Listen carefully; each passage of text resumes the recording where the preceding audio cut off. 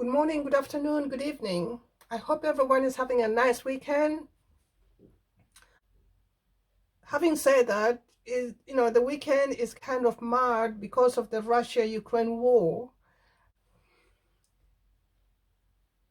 Please take a listen to this precise, well-researched, well-presented, unfiltered, and straight up to the point clip. Basically, it's a brief history of the Ukraine and their socio-political relationship with Russia. The struggle between Ukraine and Russia has been going on for quite a good while. Please take a listen.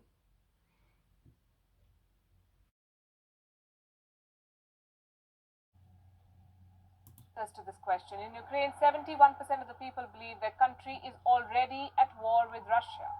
This is a complex crisis, and all the answers are hidden in history. Did you know there was a time when Kiev was more powerful than Moscow?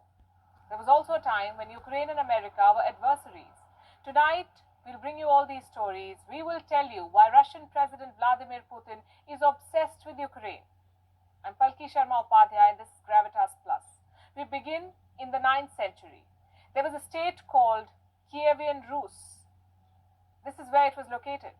The Slavic people lived here. The city of Kiev was their capital. Between 980 and 1015, the Kievan Rus was ruled by Grand Prince Volodymyr. In Russian, his name is Vladimir. In Ukrainian, Volodymyr. And as fate would have it, these are also the names of the presidents of these two countries today.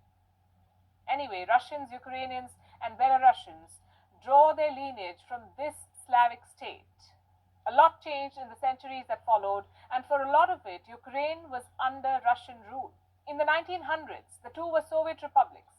Russia, the most powerful of the 15 republics, and Ukraine, the second most powerful. It had defense industries, large agricultural lands, and housed much of the Soviet nuclear arsenal.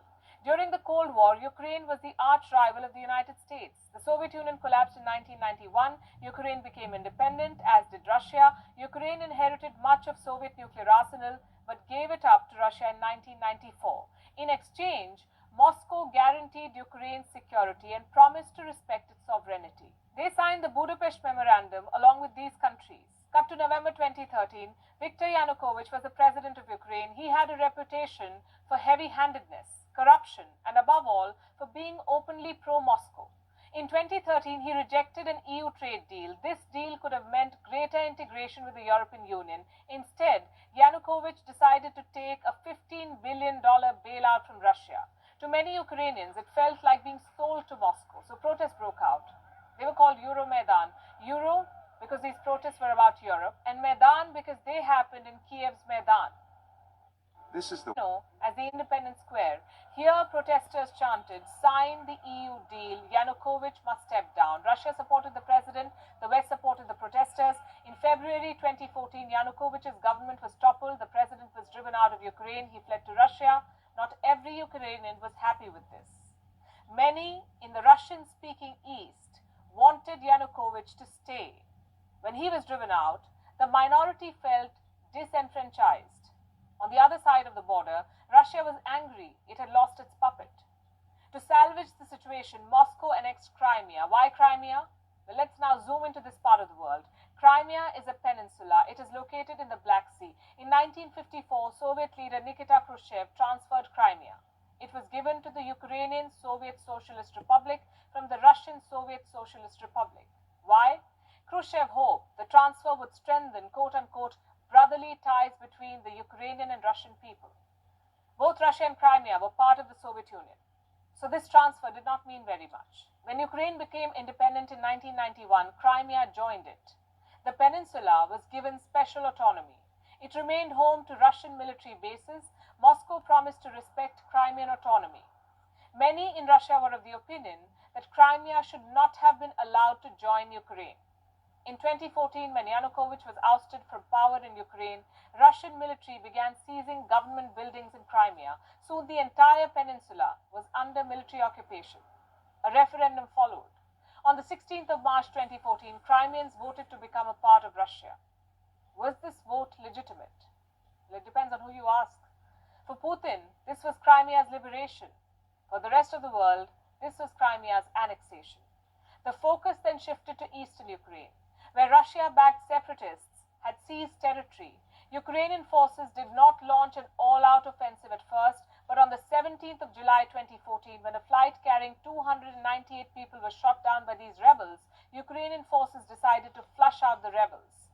The separatists began losing ground, so the Russian army stepped in. They invaded eastern Ukraine and fought alongside the rebels. What followed was a series of talks between Russia, Ukraine, and the West. They resulted in the Minsk Accords. This was first signed in 2014. Both sides agreed on ceasefire and military withdrawal. Ukraine agreed to hold elections in the rebel-held areas. 8 years on, the Minsk Accords remain unimplemented. Ukraine stands as the largest European country excluding Russia. It covers an area of more than 600,000 square kilometers with a population of 44 million and a GDP of more than $155 billion. Per capita income, more than $3,700. Today, Ukraine is divided between East and West in more ways than one. The West sees itself as more European. The East is closer to Russia, be it in terms of geography or sentiment. In the West, most Ukrainians speak Ukrainian. In the East, a third are native Russians. In the West, Russia is looked at with suspicion. In the East, Russia is looked at through the lens of shared history and heritage. Ukraine also remains at war. Its forces are fighting the rebels in the East. Rebel leaders are ruling at least two regions, Donetsk and Luhansk. Together, they're known as the Donbas region. Russia has once again sent its troops. This time, they're stationed right at the border. What does Vladimir Putin want? For NATO to stop expanding. NATO stands for North Atlantic Treaty Organization. It's a military alliance. These countries are the founding members of NATO. These countries joined it during the Cold War, and these countries joined after it. Ukraine wants to join NATO too, but Putin wants NATO to exclude Ukraine and every former Soviet state. And this is just half the story. Like I said, a lot is hidden in history. For starters, there is domestic politics. When Putin annexed Crimea, his approval rating skyrocketed. Keeping the nationalistic drum rolling helps the Russian president. Annexing parts of Ukraine also helps Putin restore Russia's superpower image. Again, back to history. Many Russians view Ukraine's independence as a mistake. It is true that Ukraine was ruled by Russia. In fact, Ukraine has barely remained independent pre-1991. There was a brief period before World War I, and then another stint in 1600. For the rest of its modern history, Ukraine was under Russia. 1 in 6 Ukrainians is an ethnic Russian. 1 in 3 speaks Russian as a native language. So Putin is right when he says historically they were one. But claiming Ukraine on the basis of colonial history is wrong. It will be like Britain claiming India, or South Africa, or Spain claiming the Philippines.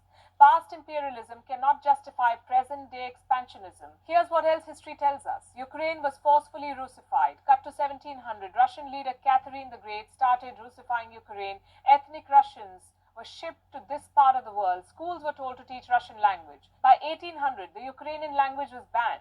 In 1930, Soviet leader Joseph Stalin steered a famine in Ukraine. Millions of Eastern Ukrainians were killed. The area was then repopulated with ethnic Russians. In the 1940s, the ethnic Tatars were relocated. They too were replaced with Russians. There is a reason why Eastern Ukraine today has so many native Russian speakers. It was designed to be that way. Eastern Ukraine was always dear to Russia. It has coal, it has iron, fertile land. Its historical connection with Russia was forced. Putin time and again talks about the Holy Rus. He says Russians and Ukrainians are one people. 70% Ukrainians reject this thought. 72% consider Russia a hostile state. Today, 33.3% Ukrainians are ready to take up arms against Russia. 21.7% are ready to stage a civil resistance against Russia. 67% Ukrainians want to join the EU. 59% want to join the NATO. Meet the current Ukrainian president, Volodymyr Zelensky. He came to power in 2019 following a landslide victory. He is a vocal critic of Russia. Zelensky openly opposes Russian occupation of eastern Ukraine. 73% of Ukrainian voters voted this man to power. Today, Volodymyr Zelensky represents the pulse of Ukraine, the Ukraine that wants to remain independent of Russia. But Vladimir Putin wants to become the man who revived Russian imperialism. He does not realize the world has moved on.